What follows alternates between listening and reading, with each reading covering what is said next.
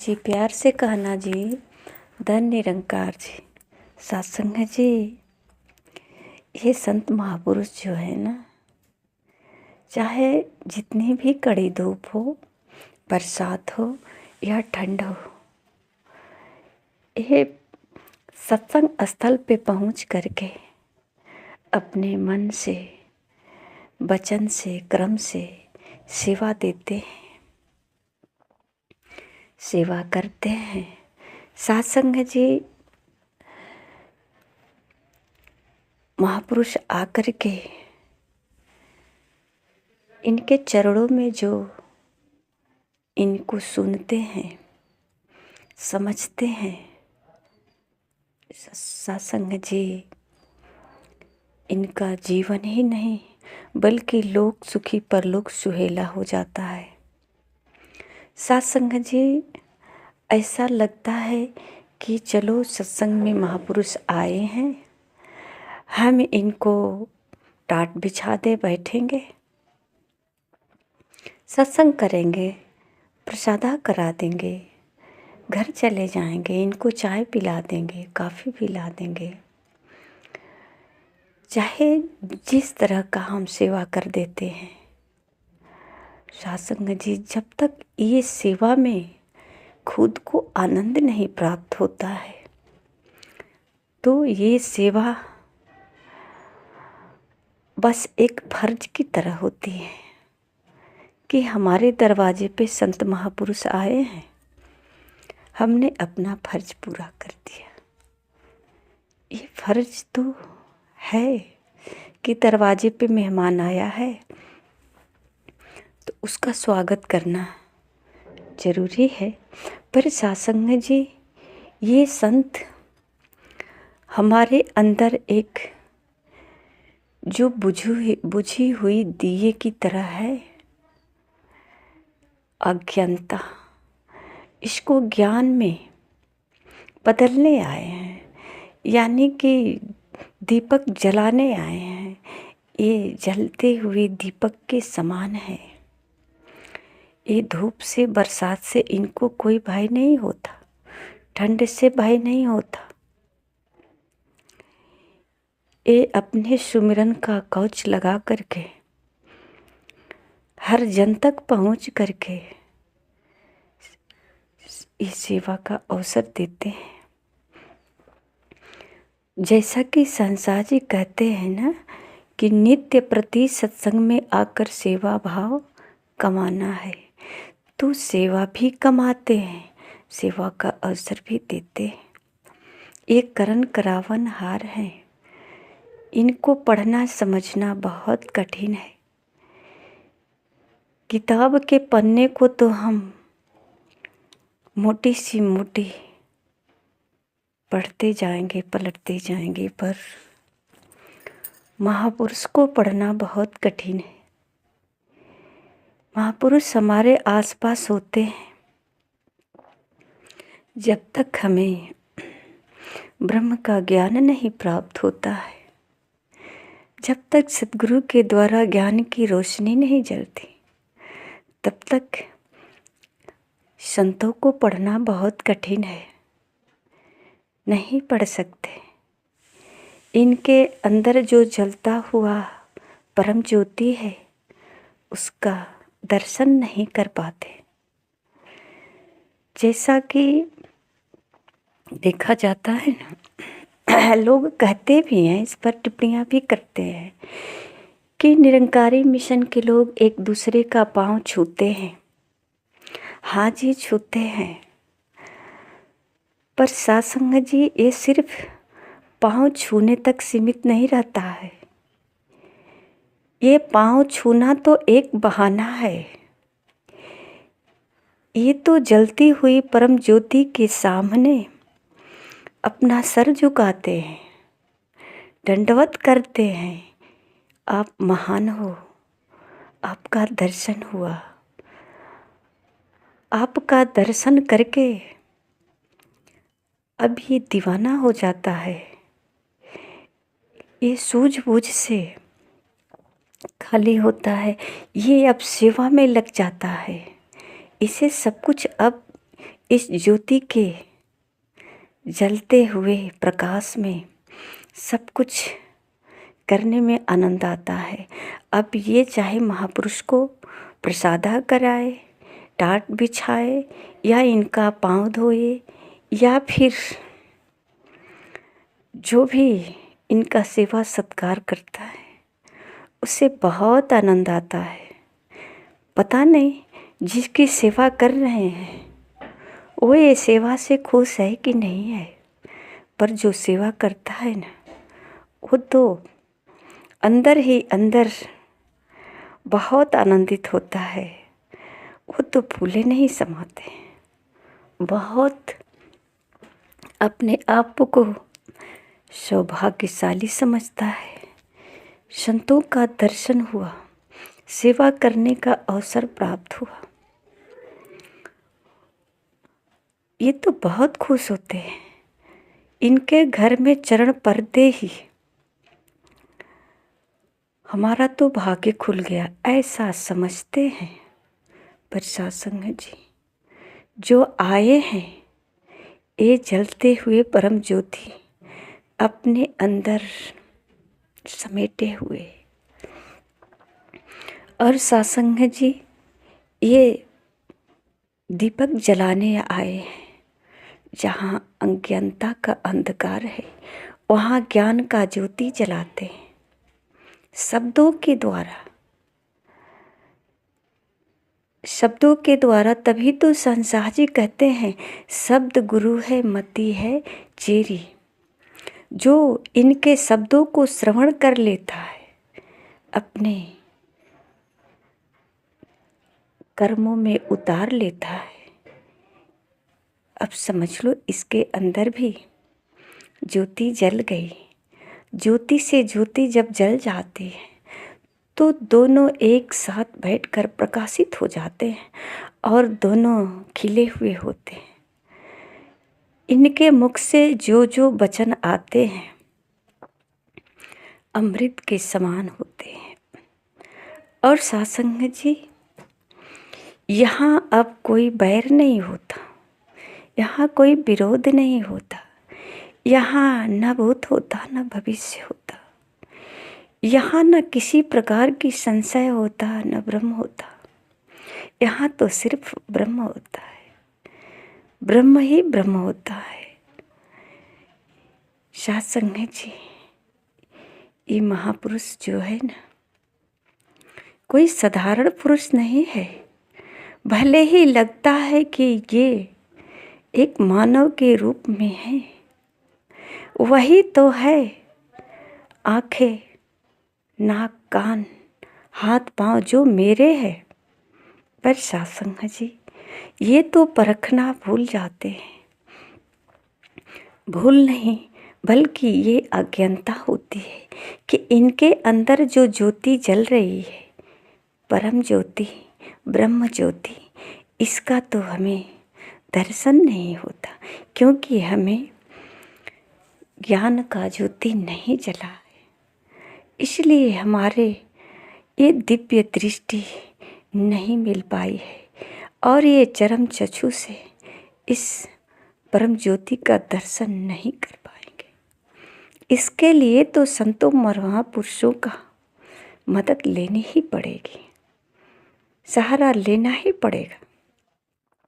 सत्संग जी एक अंधे व्यक्ति के सामने अगर कोई दीपक जलाकर रख दे, उसे क्या फर्क पड़ता है कि दीपक कैसा है, लालटेन है या मिट्टी का दिया है या सोने का दिया है, उसे कोई फर्क नहीं पड़ता, क्योंकि वो प्रकाश उसे दिखाई नहीं देता ना। सत्संग जी इसी प्रकार अज्ञानता में ज्ञान की रोशनी दिखाई नहीं देती, इस पर कोई असर नहीं पड़ता। ये महापुरुष जो है ना,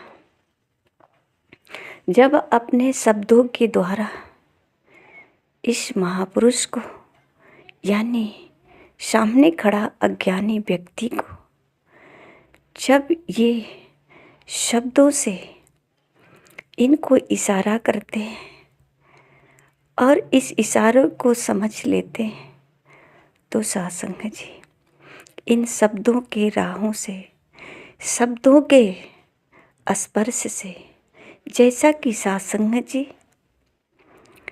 शब्द से अगर कोई गाली देता है तो देखिए ये गाली अंदर जाकर क्या करती है करामात। इसके अंदर से एक ऐसे व्यक्ति को प्रकट करती है जो सब कुछ भूल जाता है, रिश्ता नाता सब भूल जाता है। अब ये क्रोध जिसको कहते हैं ना, क्रोध, ये अग्नि ज्वाला भी कह सकते हैं, ये भड़क उठता है और सब कुछ जलाकर क्षण में राख कर देता है। अब यहाँ कोई रिश्ता नहीं रहता, सारे रिश्ते खत्म, जल गए, अपनेपन खत्म हो गए, प्यार खत्म हो गया। अब यहाँ कोई कुछ बचा ही नहीं। अगर कुछ बचा है तो जल करके खाक हुए राख। अब यहाँ से निराशी हो गई। अब यहाँ जो है विश्वास नहीं रहा, अब सिर्फ कुछ उम्मीद नहीं रही, निराश हो गए। यही है। और सत्संग जी जब संतों का शब्द जब अंदर चोट करती है तो यहाँ क्रोध नहीं, यहाँ से अग्नि नहीं भड़कती, यहाँ क्रोध नहीं प्रकट होता। ये शब्द तो जा कर के सत्य को स्पर्श करता है, जो आत्मा के रूप में, जिसे सारी दुनिया जानती है कि हमारे अंदर आत्मा है।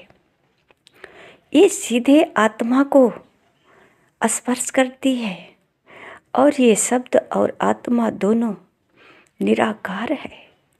दोनों मिलकर इसमें से एक ऐसा प्रकाश प्रकट होता है, इसमें से एक ऐसा शीतलता प्रकट होता है।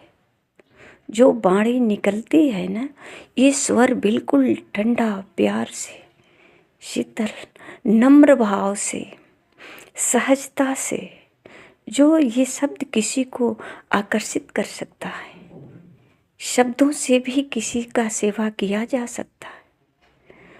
तो सत्संग जी संतों का शब्द ऐसा होता है जो सत्य से टकरा करके केवल प्रकाश ही प्रकाश फैलाता है। यहाँ प्रकाश होता है। अब यहाँ इस प्रकाश में क्रोध नहीं बचता, यहाँ जो है अब केवल प्रेम ही प्रकट होता है। इस दोनों का संपर्क में एक प्रेम का प्रगटाव होता है। और सत्संग जी इस प्रेम में भूत भविष्य भूल जाते हैं, सिर्फ वर्तमान में ही घुल मिल जाते हैं। और सत्संग जी इनका एक ऐसा अनोखा, एक ऐसा शीतलता लहर दौड़ती है जो सत्संग जी सिर्फ सागर की ही तलाश करती है। और आज जो है सागर में उतर गए इन शब्दों के द्वारा, सागर में उतर करके सिर्फ यहाँ शीतलता ही शीतलता है।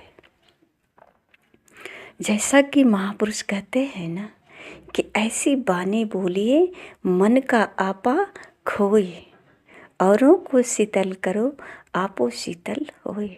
सत्संग जी अब यहाँ अपना आपा खो गया। मैं कौन हूँ? जैसे सागर में नदी मिल करके अपने आप को नदी नहीं सागर समझती है, इसी प्रकार जब संतों के शब्दों से ये आत्मा पे स्पर्श होता है तो ये दोनों विराट रूप निराकार से अपने आप को एक विराट में मिलकर विराट महसूस करता है। अब यहाँ अपना खो गया अस्तित्व, अब यहाँ मैं नहीं बचा, सिर्फ एक है, वह भी विराट। अब यहाँ मैं मेरी का कोई रिक्त नहीं, ये रिक्त हो गए। अब यहाँ कुछ नहीं बचा, यहाँ न जलन रह गया, सिर्फ शीतलता है। यहाँ न दूसरा रह गया, सिर्फ एक ही रहा। अब यहाँ यानी कि सिर्फ एक ही है। ये पूरे संसार में एक ही है। एक को जाना, एक को माना, एक हो गया। इस संतों का मिलन ऐसा होता है, संतों का मिलन ऐसा होता है। सत्संग जी, संत महापुरुष का शब्द आता है, गुरु को सुमिरो, गुरु को पूजो, गुरु ही पूजा का घर है। गुरु ही है जगदीश्वर, साधो और गुरु परमेश्वर है। आज बात पता चल गई ना, यही तो बताने आते हैं, पर शब्द पर ध्यान नहीं होता। यहाँ ध्यान तो बस अपनी प्रशंसा पर होती है। कोई कह दे कि आप बहुत अच्छे से सेवा करते हो, आप महान हो, आप धन्य हो, आपने कमा करके कितना घर बना लिया है, आपके पास कितने गाड़ी घोड़े हैं, कितने सम्मानित व्यक्ति हैं। इस उम्मीद में सेवा का रंग ही भूल जाते हैं, ये परम ज्योति को पहचानने में ही भूल जाते हैं। कहते हैं सतगुरु की पाप विनाशक, धर्म का रक्षक, सतगुरु सच का पालक है, कष्ट निवारक, पीड़ा नाशक, सतगुरु सच जग का नायक है। शांत स्वरूपा, आनंद रूपा, सत गुरु करुणा सागर है। सतगुरु की कृपा से होती ज्ञान की ज्योत उजागर है। अब सत्संग जी, ये ज्ञान की ज्योति जल गई। जैसे ही जली ज्ञान की ज्योति, इस सब जगह प्रकाश ही प्रकाश उजागर हो गया। अब ये शांत स्वरूपा है, तो इससे मिलने के बाद तो हलचल कहाँ से रहेगी। अब तो शांत ही होना पड़ेगा ना। जब करुणा का सागर है, इससे मिलन हुई तो करुणा ही करुणा हुआ ना। सतगुरु सबका हितकारी है, सतगुरु मुक्ति दाता है। अब तो सब अपने ही अपने हैं। एक को जाना, एक को माना, एक हो गए। भाव सागर से जीवन नया सतगुरु पार लगाता है।